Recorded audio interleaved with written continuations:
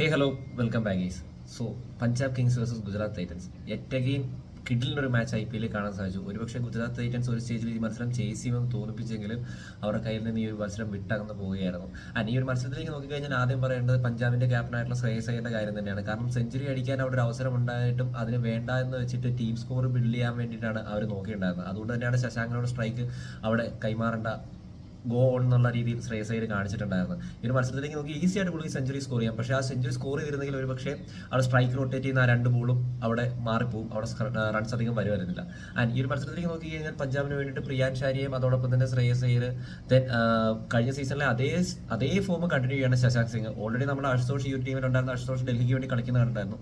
And Shashank ഈ ഒരു മത്സരത്തിൽ നന്നായിട്ട് തന്നെ കളിക്കുന്നു. 16 ബോളിൽ നിന്നാണ് 44 റൺസ് അടിച്ചത്. ആ ഒരു ഫ്രഷ് ആയിട്ടുള്ള ആൾക്കാർ സ്ട്രൈക്ക് കൊടുത്ത് എന്തുകൊണ്ട് നല്ലൊരു തീരുമാനം തന്നെയാണ് സ്ട്രൈക്ക് തിരിച്ചു മേടിക്കാതെ. അതുകൊണ്ട് തന്നെയാണ് ആ സ്കോർ അത്രയും ബിൽഡായത്. Look at he strike rate 275 ആയിരുന്നു ശശാങ്കിന്റെ സ്ട്രൈക്ക് റേറ്റ് എന്ന് പറയുന്നത്. ശ്രേയസ് അയ്യർ ആണെങ്കിലും 42 ബോൾ 97 റൺസ്. ഇവിടെ ആകെ പറയാനുള്ള ഒരു കാര്യം എന്താണെന്ന് വെച്ച് കഴിഞ്ഞാൽ ഇത്തരം പിച്ചുകൾ ശരിക്കും പറഞ്ഞു കഴിഞ്ഞാൽ ബോളർമാർക്ക് വലിയ ഉപദ്രവമാണ്. സിറാജിലേക്ക് നോക്കിക്കഴിഞ്ഞാൽ പഴവേടിച്ച് പന്തളത്തിൽ ചെന്നപ്പോൾ പന്തം കൊളുത്തിപ്പെടാന്ന് പറഞ്ഞ അവസ്ഥയാണ്. ആ ചിന്നസ്വാമിന്ന് ഇങ്ങോട്ട് വന്നു, ഇതാ ഇവിടെ മുട്ടിഞ്ഞാടി. ഗുജറാത്ത് ടൈറ്റൻസിന്റെ ഗെയിമിലേക്ക് നോക്കിക്കഴിഞ്ഞാൽ കിഡിലിനൊരു ചേസിലേക്കാണ് അവർ പോയത്. സായി സുദർശൻ ആ ഒരു ക്രീസിൽ ഇന്നത്ര സമയം ഇവർ ജയിക്കും എന്നുള്ള രീതിയിലേക്കായിരുന്നു ഗെയിം പൊക്കോണ്ടിരുന്നത്. പഞ്ചാബിന്റെ മുഖത്ത് കുറച്ച് മിസ്ഫീൽഡ് ഉണ്ടായിരുന്നു. പഞ്ചാബിന്റെ മുഖത്ത് പ്ലേയേഴ്സിന്റെ മുഖത്ത് രക്തമില്ലാത്തൊരു അവസ്ഥയായിരുന്നു. പക്ഷേ അവിടെ നിന്ന് ആ ഒരു വൈശാഖ് വിജയകുമാറിന്റെ ഓവർ ഭയങ്കര ഇമ്പാക്ട് ഉണ്ടാക്കി. റൂദർഫോർഡ് ആ ഒരു സ്ട്രൈക്കിൽ വന്ന സമയത്ത് റൂദർഫോർഡിന്റെ ഏറ്റവും വീക്ക്നെസ് ആയിട്ട് നോക്കിയിട്ട് തന്നെയാണ് ആ ഒരു ബോൾ വന്നത്. കുറച്ച് വൈഡ് പോയെങ്കിലും ആ റൺ സ്കോർ ആ ഓവറിൽ ബൗണ്ടറീസ് ഒന്നും വന്നിട്ടുണ്ടായിരുന്നില്ല. കിടിലൻ ഓവേഴ്സ് ആയിരുന്നു വൈശാഖ് വിജയകുമാർ എറിഞ്ഞിട്ടുണ്ടായിരുന്നു. കുറച്ച് വൈഡ്സ് വന്നു. ഓഫ് കോഴ്സ് അങ്ങനെ ഒരു ക്രിട്ടിക്കൽ സിറ്റുവേഷനിൽ എറിയുന്ന ബോളറെ സംബന്ധിച്ച് വൈഡ് പോകാനുള്ള സാധ്യത കൂടുതലാണ്. കാരണം ആ ഒരു ഔട്ട്സൈഡ് ദ ഓഫ് സ്റ്റംപ് അല്ലെങ്കിൽ ആ ഒരു വൈഡ് ലൈനോട് ചേർത്ത് ബോൾ ചെയ്യുക എന്ന് പറയുന്നത് അത്ര ഈസി ആയിട്ടൊരു കാര്യമല്ല. ആ റൂദർഫോർഡിന്റെ വീക്ക്നസ്സിൽ തന്നെ കയറി പിടിച്ചു. കറക്റ്റായിട്ട് അവിടെ റൂദർഫോർഡിനെ പിടിച്ചിട്ടു. റൂദർഫോർഡും അത്യാവശ്യം നന്നായിട്ടാണ് ബാറ്റ് ചെയ്തത്. പക്ഷേ പുള്ളിയുടെ വീക്ക്നസ് സൈഡ് അവിടെ ക്യാച്ച് ചെയ്തതുകൊണ്ട് തന്നെ അധികം റൺസ് ആ ഓരോ ഓവറിൽ വന്നില്ല.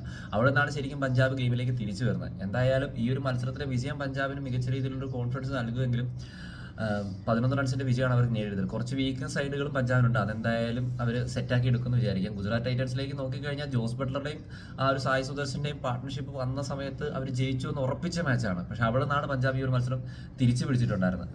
കിങ്സിലേക്ക് നോക്കിക്കഴിഞ്ഞാൽ കിങ്സിന്റെ ബാറ്റിംഗ് സൈഡിൽ നോക്കിക്കഴിഞ്ഞാൽ അവിടെ ബോളേഴ്സ് അല്ല, അത് ഗുജറാത്തിന്റെ ബോളേഴ്സ് വന്നവരെല്ലാം എക്കോണമി ഹൈ ആയിപ്പോയി. റബാഡ 10.25, മുഹമ്മദ് സിറാജ് 13.50. അതോടൊപ്പം തന്നെ നമ്മുടെ ഇയാൾക്ക് അർഷാദ് ഖാൻ ഓവർ കൊടുത്തു 21 എക്കോണമി. ആ ഒരു ഓവർ തന്നെ 21 റൺസ് വരുന്നു. പ്രസീദ് കൃഷ്ണയ്ക്ക് എടുത്തിട്ട് അടി കിട്ടി. സോ മൊത്തത്തിൽ പറഞ്ഞു കഴിഞ്ഞാൽ ബോളർമാരെ സംബന്ധിച്ച് അത്ര നല്ലൊരു ഗ്രൗണ്ട് അല്ല ഇതെന്ന് പറയുന്നത്.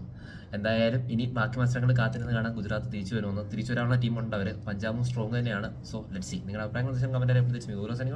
Bye guys.